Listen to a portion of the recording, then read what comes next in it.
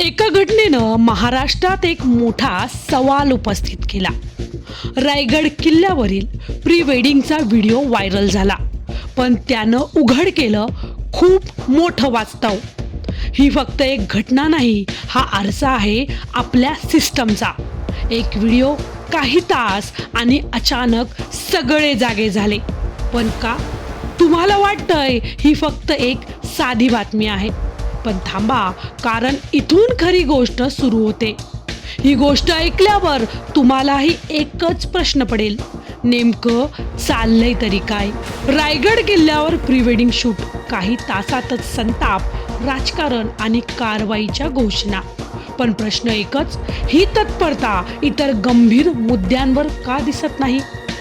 छत्रपती शिवाजी महाराजांच्या स्वराज्याची राजधानी, याच ठिकाणी झालेल्या प्री वेडिंग शूटमुळे वाद पेटला आहे.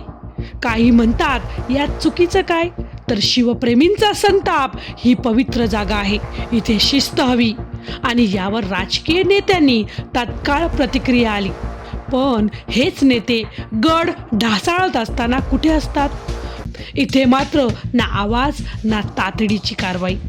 आज शिवप्रेमी स्वतः पुढे येऊन गड संवर्धन करत आहेत, तर राजकीय नेते पुतळे उभारत आहेत, स्मारकांचं आणि जातीपातीचं राजकारण करतायत.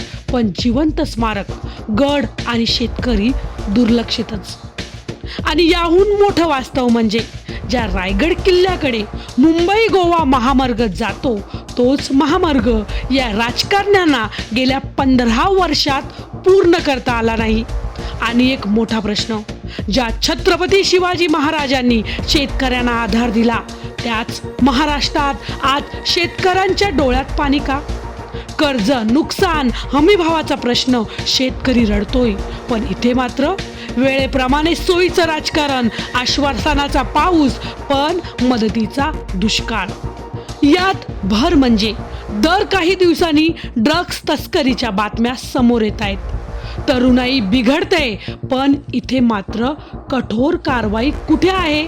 प्री वेडिंग शूटवर कारवाई करा, जरूर करा, पण गड वाचवा, शेतकऱ्यांना न्याय द्या, ड्रग्ज माफियांवर कडक कारवाई करा. एकाच राज्यात वेगवेगळे नियम का? शिवरायांचा वारसा फक्त जयघोषात नाही, तो कृतीत दिसला पाहिजे. आता पाहायचं, सरकार खरंच बदल घडवणार का, की फक्त वादांवरच कारवाई करत राहणार?